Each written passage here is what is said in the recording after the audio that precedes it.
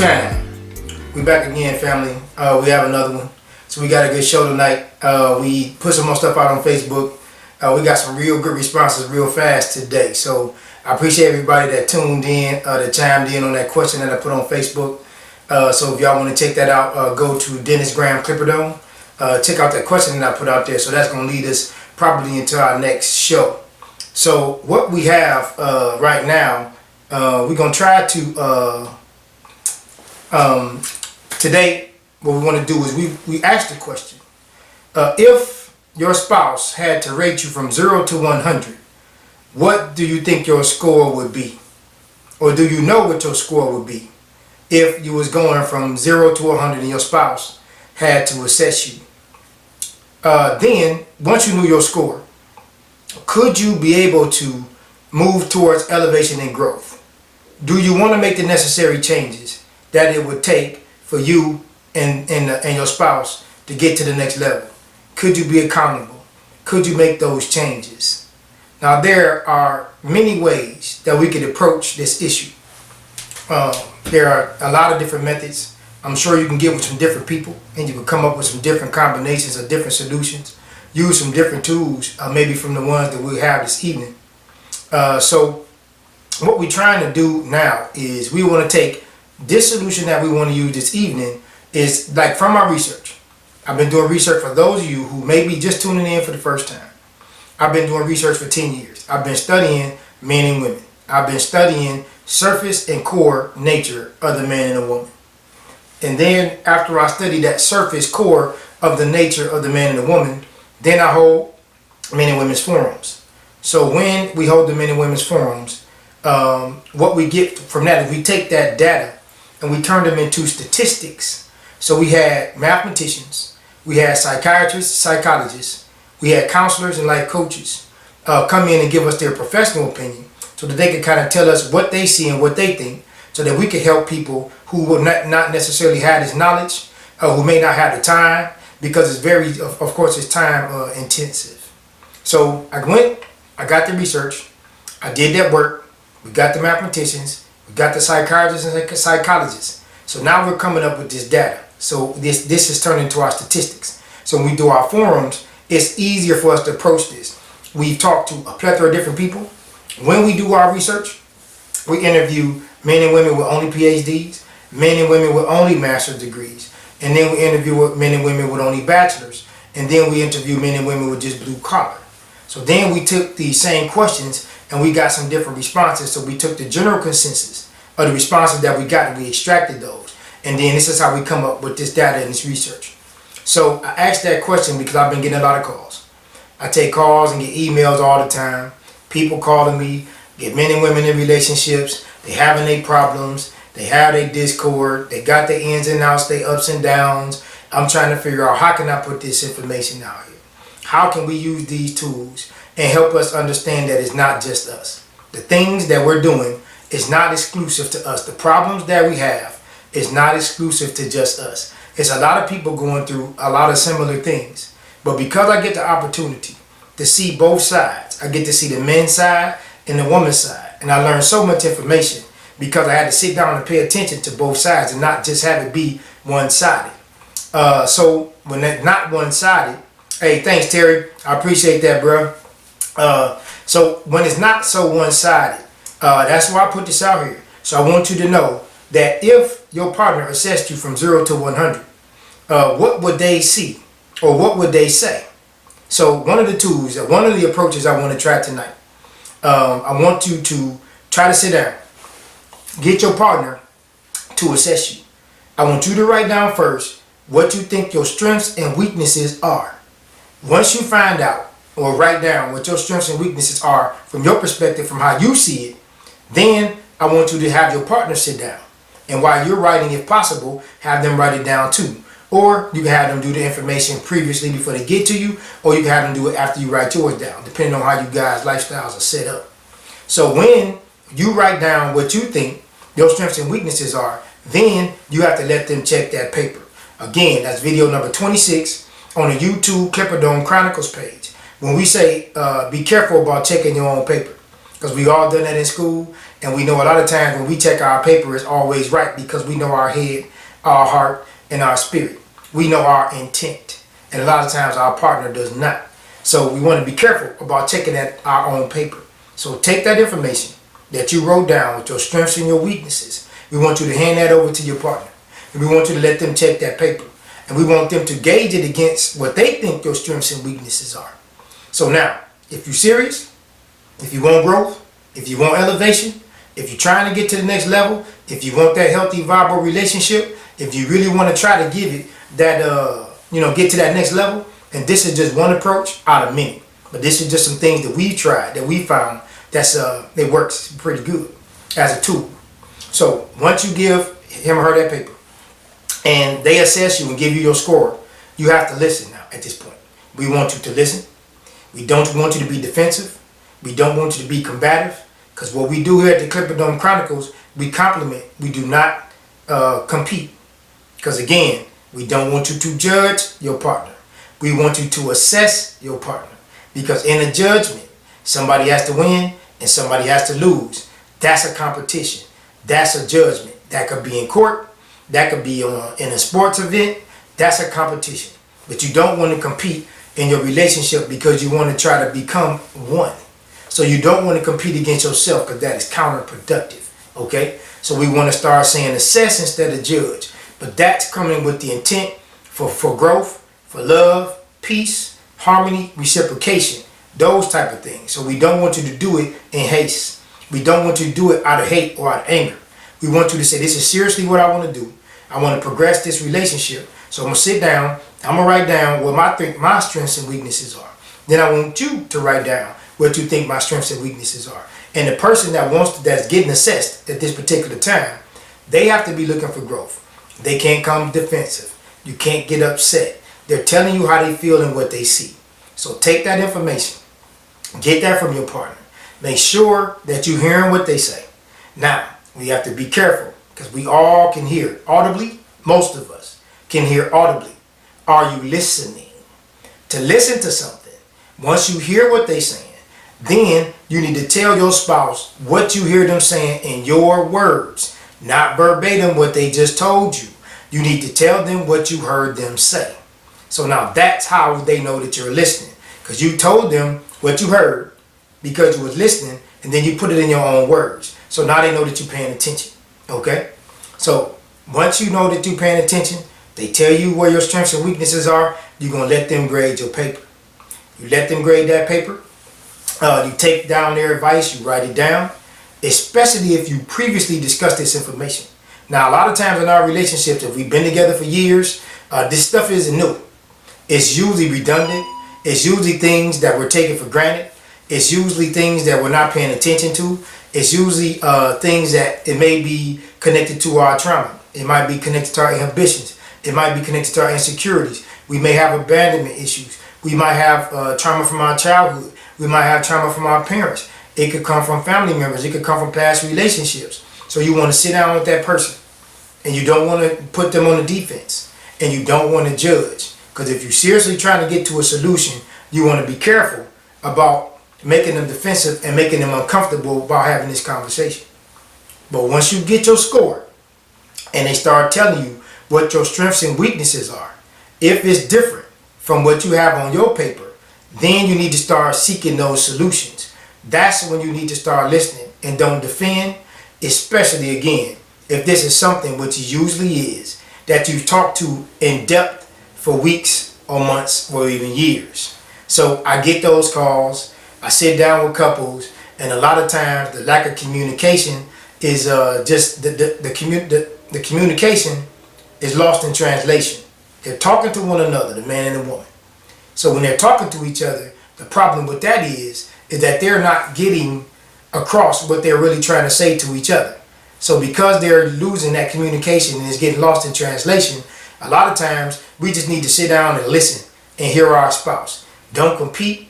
Don't be defensive. We need to try to hear what they're saying, and so we can try to get to that solution so we can have a healthy, viable solution.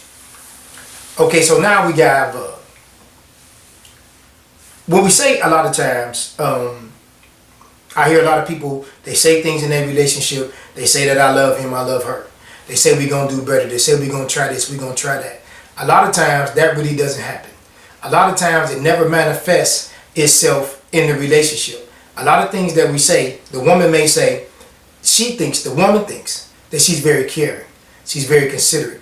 She's very kind. She's very compassionate. And the man says that she's not. Now on the man's side, he thinks that he takes care of his woman. He thinks that he's a good protector. He thinks that he meets her romantic and her intimate needs. And then the woman usually says that he does not. So in the forums, we think from our mindset. So what I noticed is the men think like men think, and the women think like women think, and that's a beautiful thing. This is very important. We need this. We want to keep it right there, but understand, now it's time for the duality. Now it's time for us to connect with our spouse. Now it's time for the feminine to connect with the masculine.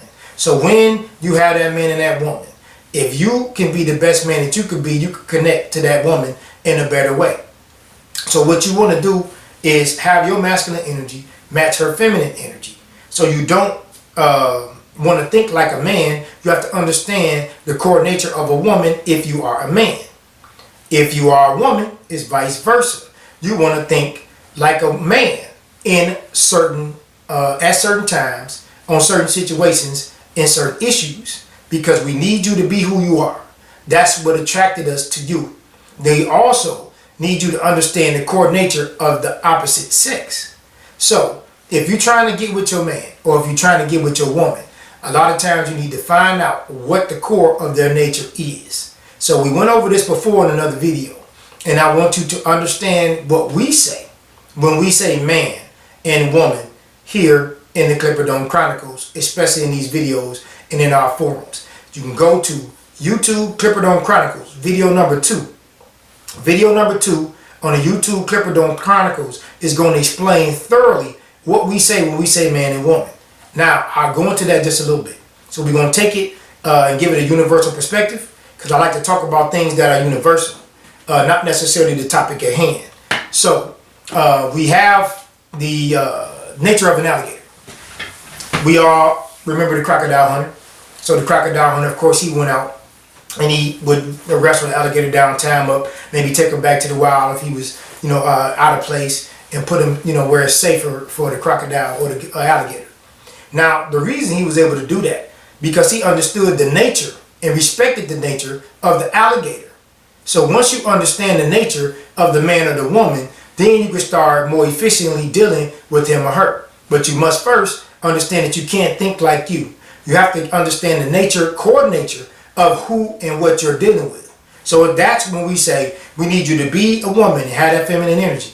But we also need you to understand the core of that masculine energy and how that works so that you can effectively deal with that. So when we say man and woman, we want to make sure that you're understanding that a man and a woman, to us, those are titles. They are levels that must be achieved. It's not an age. You can have a 60-year-old boy and you can have a 60-year-old girl.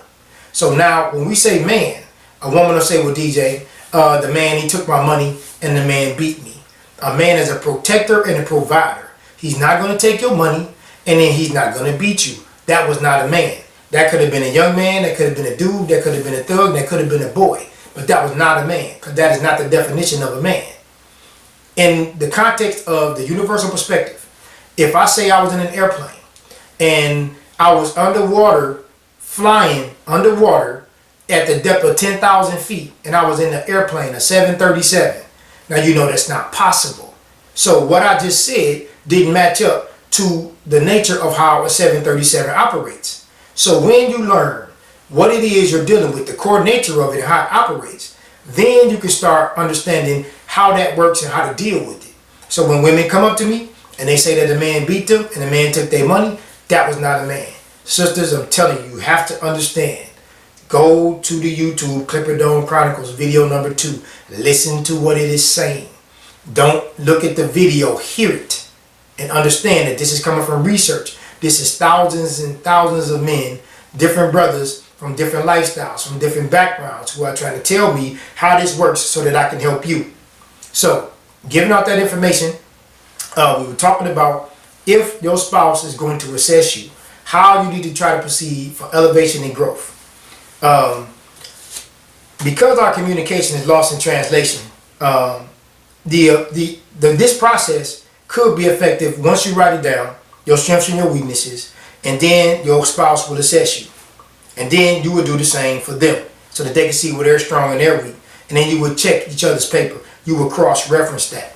Now, after you discuss that, especially again, if you've been together for years, you have to understand it's probably going to be redundant. It's probably some things that keep you from doing it. It could be one of your inhibitions. It could be one of your insecurities. It could be any setback. It could be a plethora of different things that keep you from doing your job or crossing that threshold or doing what you need to do for your spouse. We want to look into serving. A lot of times we don't like to serve in our relationships. A lot of times we like to be served. So I just want to use some staple topics that we use in the Clipperdome Chronicles, and we gather this from our research. I want you to be careful, fellas, first. I want you to be careful about the words like, want, and believe. When your woman uses those words, like, want, and believe, you have to listen to the sentence in the context in which she's using those. Because a lot of times, when I close the show, I say you don't have to like it, you don't have to believe it, and you don't have to understand it. Because sometimes you just got to respect it. It's not about her liking it. A lot of times it's not about her wanting it. A lot of times it's not her believing what you say. Sometimes she just have to respect it, but you have to be man enough to be consistent, to be that leader, to show her the vision, to show her the plan and the process, and you need to implement that and make sure that she can hear and understand that and receive it. So now you may have to get with some wiser counsel than yourself. You may have to get with some elders. You might have to get with somebody that's a little older than you. You maybe have more knowledge. The same thing with the ladies. Be careful a lot of times if he is speaking from his ego, if it's a lot of bravado, if it's too much masculinity in it. You can feel that. It's not really something that I can tell you. You know it when you see it. They're talking about today a lot of this toxic masculinity. There's no such thing as toxic masculinity. There in the universe, in nature, there are things like a tornado. It kills people. A monsoon. It floods and destroys the land. A hurricane. It floods the land and it can kill people. A lot of things can damage the power, start fires, and you got forest fires. So that's not toxic. It's called nature. There's a difference. You have to put this in context and stop just making blanket statements. Some things is just natural. And it's not for you to like it, believe it, or understand it. It's just for you to respect it. This is just the universe. This is how it goes, and this is how it works. So we want to be careful about slinging these words around. This toxic masculinity. It takes duality. In the universe, when we have duality, in my forums, for people who have never been there before, what I'll do is I'll say one word, and I want you to give me the direct opposite of the word that I give you, and it's very, very simple. In the universe, if we have dark, we have to have light. If we have big, we have to have small. If we got hot, we have to have cold. If we have a circle, we have to have a square. And if we have male, we have to have a female. So this is just simple duality. It's not hard. It's just putting it in certain context, just understanding that this is how the universe operates. Even in electricity, we have male and we have female. There is the plug, which is the male, and the receptacle, that is the female. And that is what conducts the electricity. It is just simple duality. This is not rocket science. We're making this too hard. It is more simple than we are trying to make it when we approach. So we just need to be careful on how do we use this in context or take it out of context. So when we use a lot of these staples, we want to use like the point versus the facts. So when you are discussing, after you grade the paper, after he or she grades your paper, you want to have to understand that you can have valid facts on your side. He can have valid facts on his side, but you can have two different points. A valid point can negate your facts. So if the point is, we need to take a trip and you need to take off work next week. Sorry about that, family. So we live in a feel good right now society. A lot of times, if somebody's not making you feel good, then you think you have the right not to listen. You think you have a right not to like it. You think you have a right not to believe it. You think you have a right to not want to do what your spouse is saying. Because we live in that feel good right now society, it is not always right for you to feel good. Sometimes you have to become uncomfortable before you can become comfortable. An example of that would be like us going to the gym if we working out. And of course, you know, when we get started, the first 2 or 3 weeks, the first month, the first 30 days, it's going to be really hard. But when we start getting comfortable in that second or third month, maybe that 90th day, then we start to get into the routine. Then we start feeling good. Then it makes your skin feel better. Then people tell you how good you looking. Then your self-esteem is going up. Then you might have to get rid of some clothes or get into some clothes that you couldn't previously fit. So now we're starting to change the way we feel, the way we think, how people receive us. So it's not always good to try to feel good, and it's not always good to not be uncomfortable. But we need to put that in context as well. So when we're having conversations that's uncomfortable, sometimes we need to be uncomfortable so that we can become comfortable. We want to talk about perception versus reality. Perception versus reality is another video that we have on the Clipperdome Chronicles. That's video number 4 on the YouTube Clipperdome Chronicles page. Perception versus reality is like going to the optometrist. Every time you look through the lens and the optometrist clicks that lens, you can see your vision could become more blurry or it could become clearer. Now, what we need to be careful of is the things on the board. The letters and the numbers on the board never change. The only thing that changes is your view, your perception of what you think you see. But the reality is those letters and those numbers, they never change. So what we have to understand is the lens that you're looking through could be blurry. You could be blind in one eye, meaning blind to some things. Maybe being blind to your spouse in an area, 1 or 2, or maybe many. So the reality doesn't change, but your perception can. So we want you to be careful about putting your perception and making that reality. So you can look at that video number 4 on the YouTube Clipperdome Chronicles page. Another big staple that I use when I do forums is you cannot make sense out of nonsense. The prefix non is the extraction of the sense. If something is nonsense, you can't argue about something that doesn't make sense. You can't make sense out of something that is nonsense. A lot of times with our spouses, I've done it myself. I think we all have done it. You're sitting up here, you're going in a circle, you're going back and forth with your spouse. It first has to make sense. You have to ask a series of questions and make sure that your spouse is understanding what they're saying to you. Make sure that it makes sense to them first. They can't just like it, want it, or believe it and then think it's true, because that could be their perception and they can negate the reality. They can have many facts, but those facts could be negated by your valid point.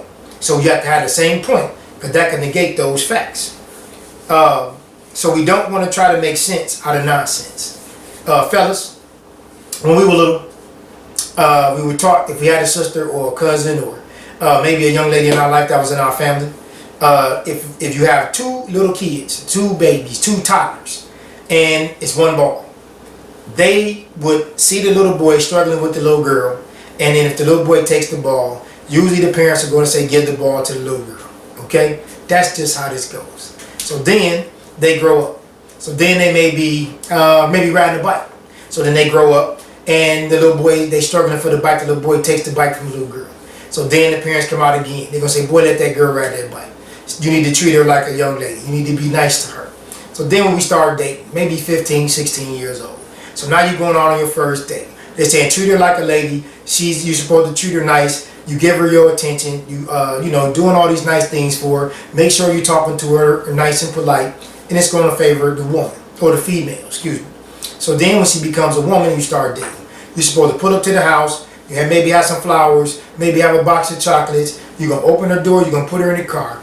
You're going to take her to the restaurant. You're going to open her door again. You're going to sit down. You're going to entertain her with some good conversation. You're going to smile. You're going to be a gentleman. Then you're going to feed her. You're going to pay the bill. You're going to put her back in the car, open the door. You're going to take her home, drop her off, make sure she's safe. Okay? So now, this is what the man is supposed to do. This is from the womb to the tomb. We are groomed to take care of the female or the woman. So because the woman has the power, fellas, we got to let them know that they had the power. We got to stop this toxic masculinity. We have to find a way to put this in context. You're going to have to start manning up. We're going to start having to get that last video that I put out on Facebook. It's called, Do You Have the Tools? It's called, Do You Have the Experience? Can you diagnose what's wrong with your woman? If there's something wrong. Can you help her unpack those bags? Can you get her to the point where she wants to elevate and grow with you, because you are the man that you're supposed to be. Do you have the toolbox? Do you have the necessary tools? And when you have the tools, do you have the diagnostic skills to diagnose what could be wrong with that woman? Take those tools and use it so that you can build a stronger and better future for you and your woman. So that was the last video that was on Facebook. So you can go check that one out. It's called Do You Have the Tools? So that's what we want to put out here for this evening. So I was taking those calls. I had to do this one. So this is an assessment piece. So we want you to not judge your spouse. We want you to assess your spouse. We don't want you to compete. We want you to compliment. We want you to be careful in your approach. This is for people who are serious. This is for people who want that longevity. This is for people who want that healthy, viable relationship. This is not for people who are dating. This is not for situationships. This is not for one-night stands. This is not for you. This is going to take a lot of work. This is going to be more intense. And this is probably for more mature couples, okay? So we wanted to put that out here tonight. So we want you to take this. We want you to test this. We want you to try this. We want you to take it to the barbershop and take it to the hair salon. Take it to the job or take it to the church. Remember, you don't have to like it, believe it, or understand it. Sometimes you just have to respect it. This is the Clipperdome Chronicles. Thank you.